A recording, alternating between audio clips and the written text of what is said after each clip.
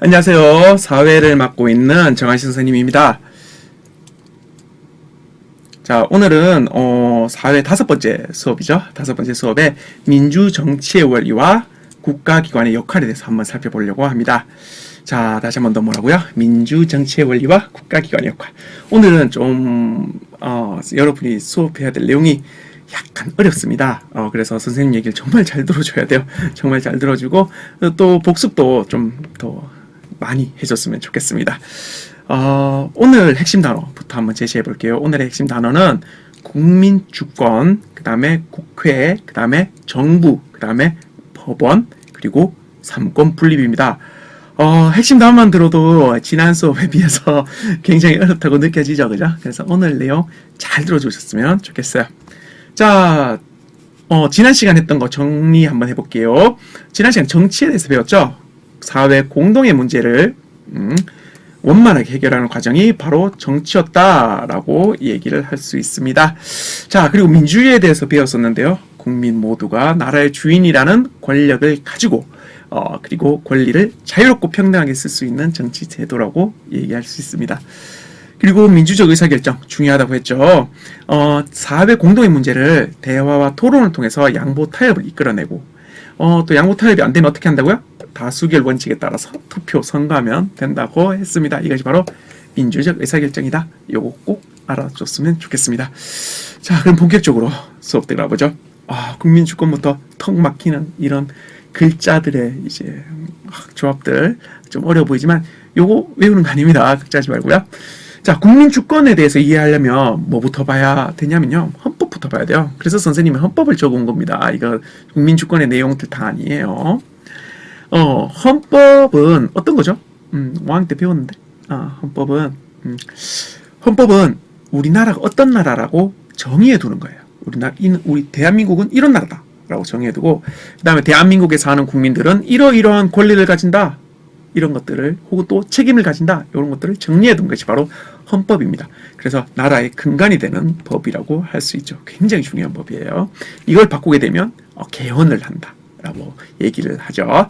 자, 이 헌법 1조 1항. 헌법 안 그래도 굉장히 중요한데 1조 1항이면 얼마나 중요하겠어요? 제일 첫 번째 있는 거예요. 대한민국은 민주공화국이다. 민주공화국 말이 어렵죠. 공화국 이게 뭐예요? 민주주의를 실현하는 나라라는 뜻이에요. 즉 공화라는 말은 여러 사람들이 함께 나라 일을 의논한다 라는 뜻이거든요. 그래서 민주공화국이란 말은 민주주의를 실현하는 나라다 이렇게 생각하시면 됩니다. 자, 헌법 제1조 2항 이거 굉장히 중요해요. 읽어볼게요. 대한민국의 주권은 국민에게 있다. 주권이란 게 뭘까요? 주권이란 것은 나라를 운영할 권력을 말합니다.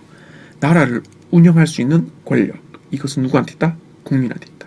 그러니까 나라를 운영하는 것은 국민이 해야 된다.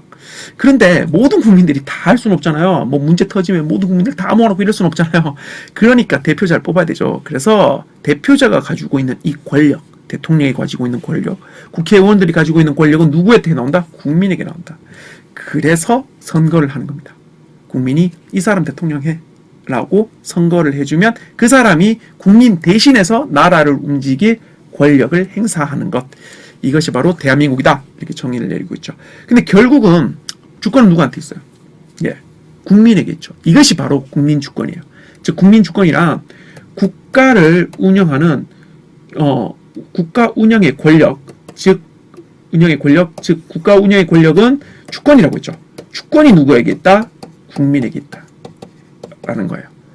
국민주권 이런 말이에요. 국민에게 주권이 있다. 이걸 줄여서 그냥 국민주권 이렇게 부르면 된다고 생각하시면 돼요.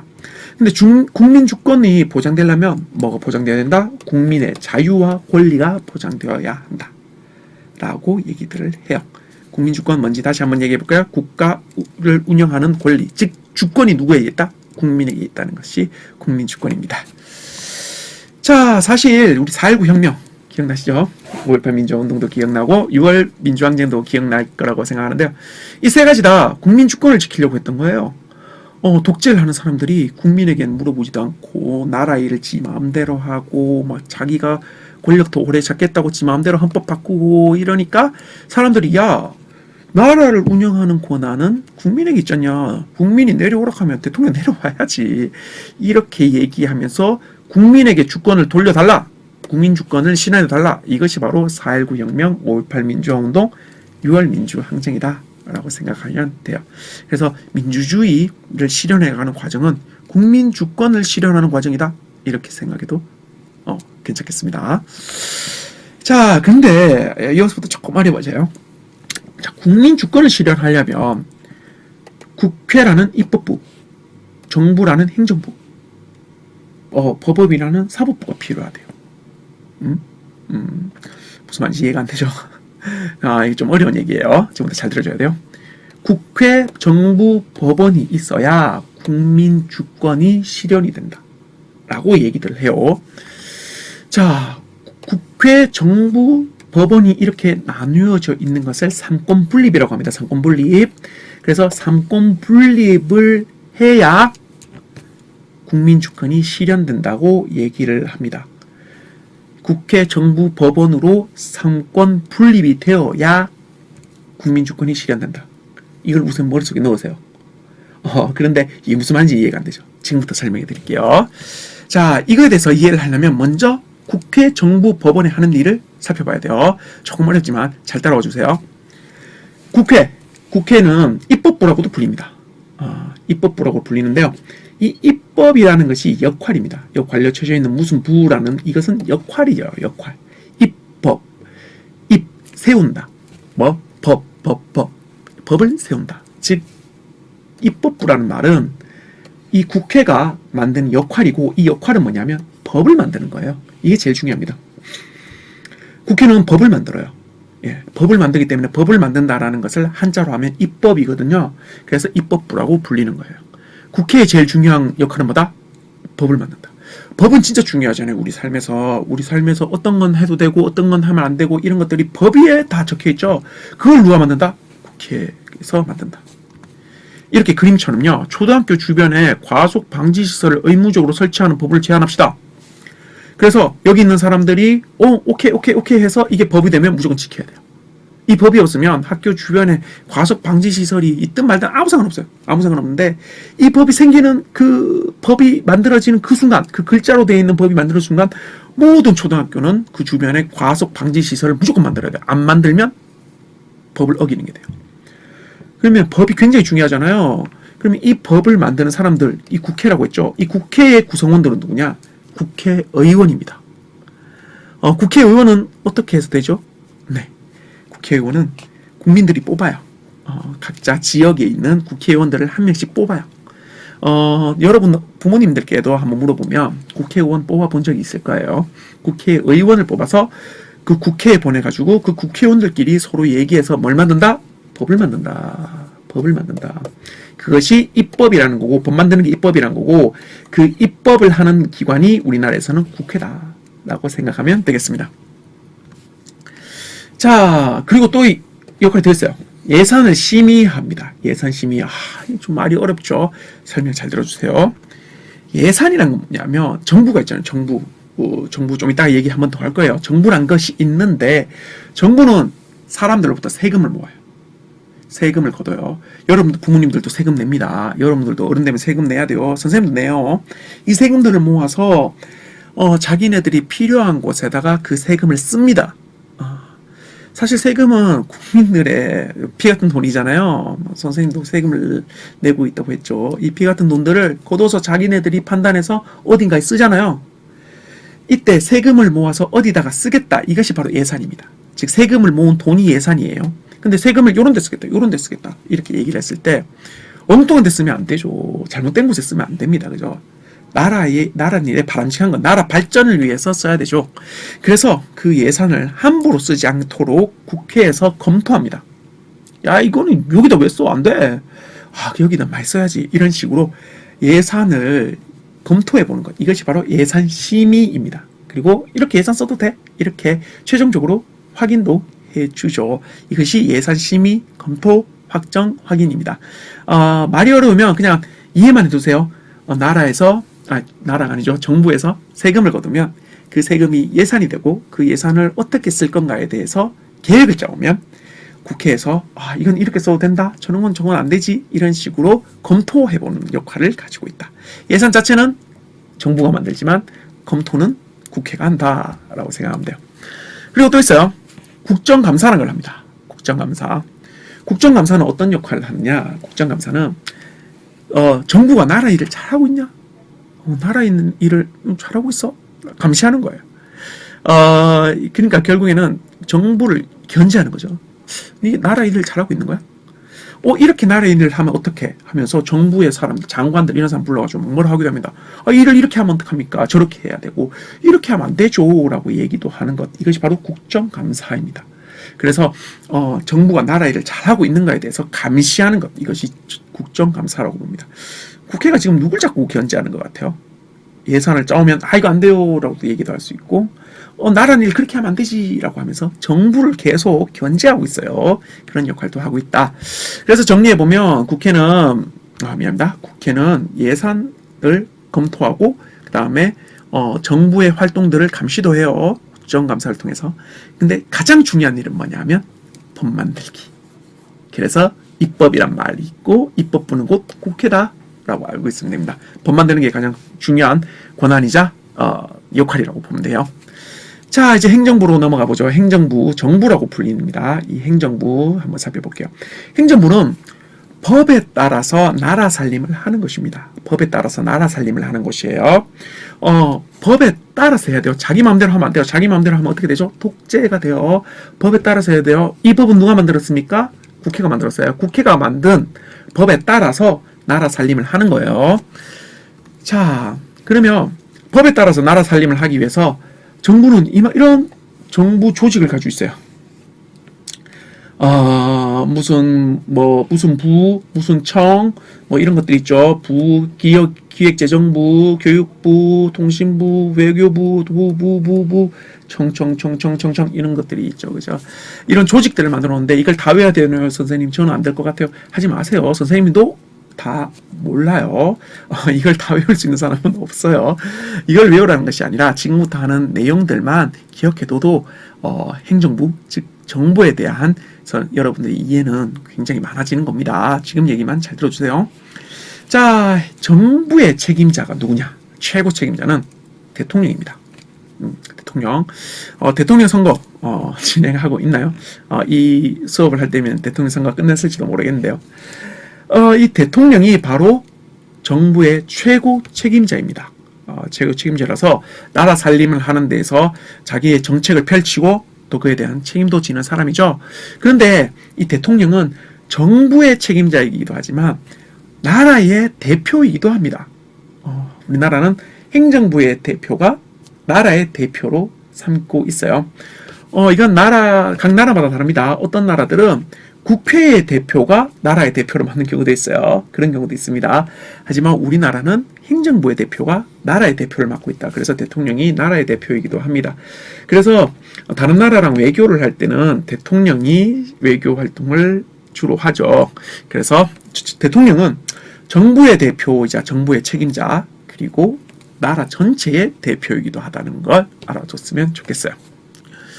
자, 그리고 정부에는 대통령 밑에 국무총리라는 분이 계세요.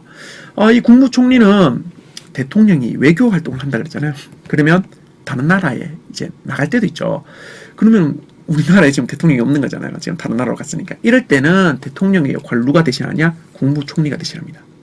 그리고 평소에도 대통령이 우리나라에 잘 있을 때도 대통령을 도와서 나라 국정, 나라 일의 전반에 대해서 관여하고 또 그에 대한 정책을 내는 사람이 바로 국무총리 되겠습니다.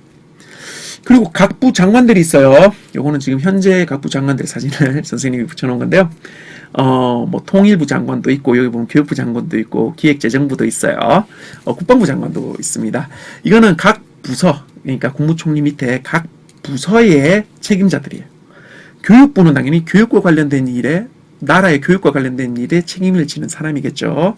그 다음에 기획재정부 장관은 돈과 관련된 예산을 어떻게 쓰는가, 굉장히 중요한 일이죠. 예산을 어떻게 쓰는가에 대한 관련된 일을 보시는, 그리고 그에 대해 책임을 지시는 분이고요.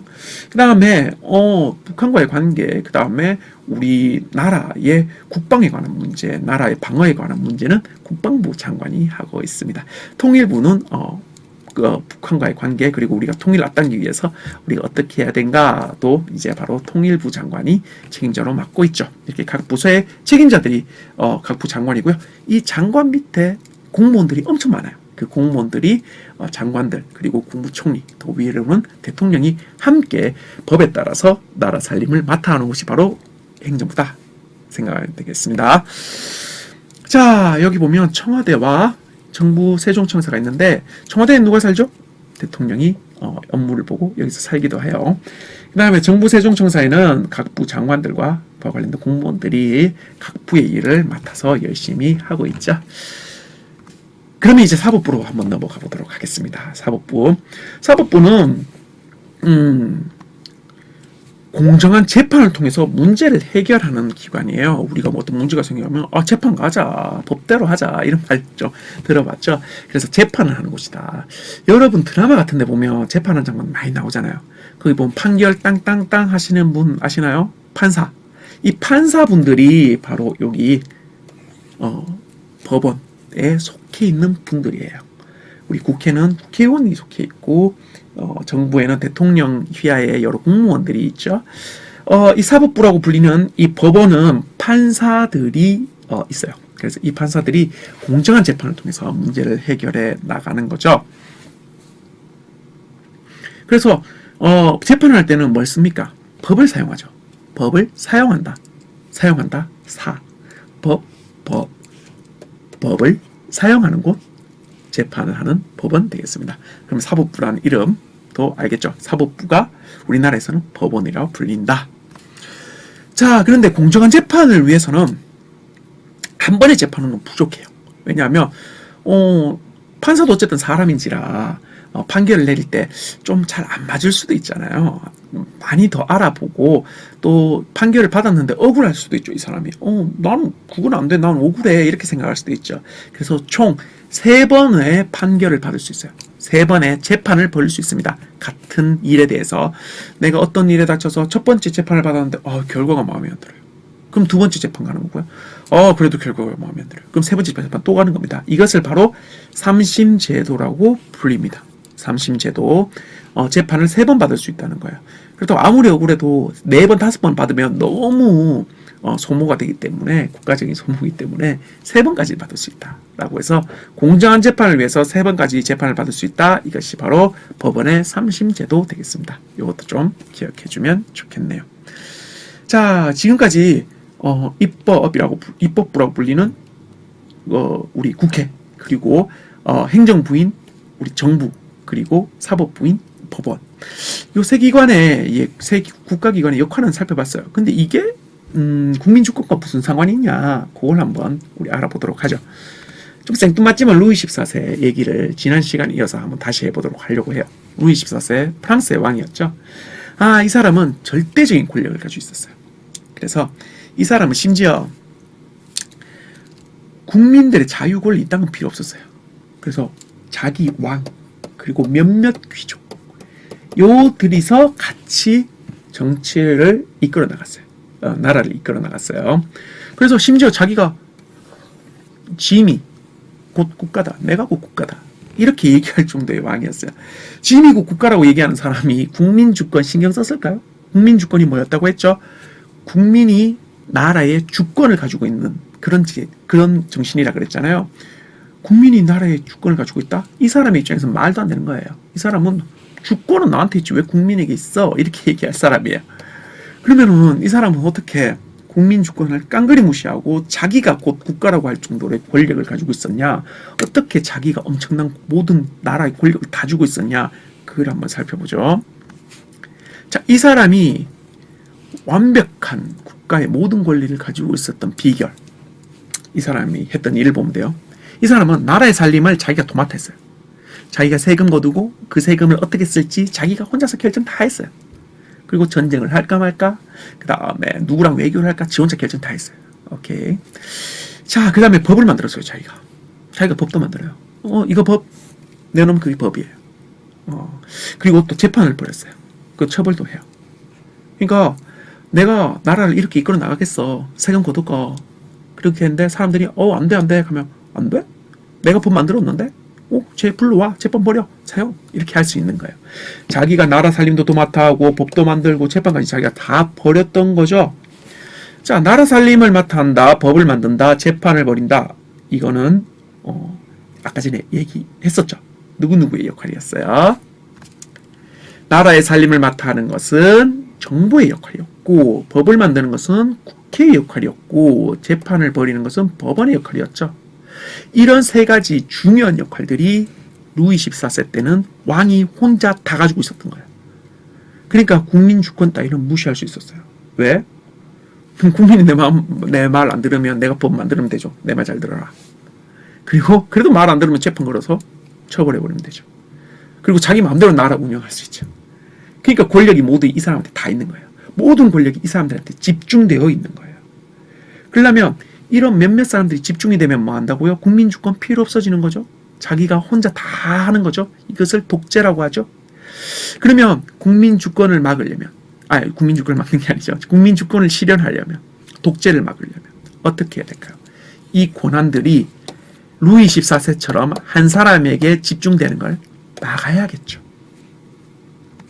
그래서 우리는 정부, 국회, 법원으로 그 권한들을 나누는 겁니다.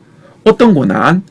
행정, 나라 살림을 맡는 행정, 입법, 법을 만드는 입법, 법을 사용하는 재판을 하는 사법.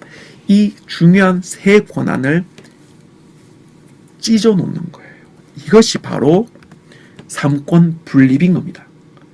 아까 전에 루이 14세는 어떻게 했다 그랬죠? 이 세 가지 권리, 나라를 운영하고 법을 만들고 법을 사용해서 재판을 하는 이 세 가지 큰 권한을 자기가 다 가지고 있다 그랬어요.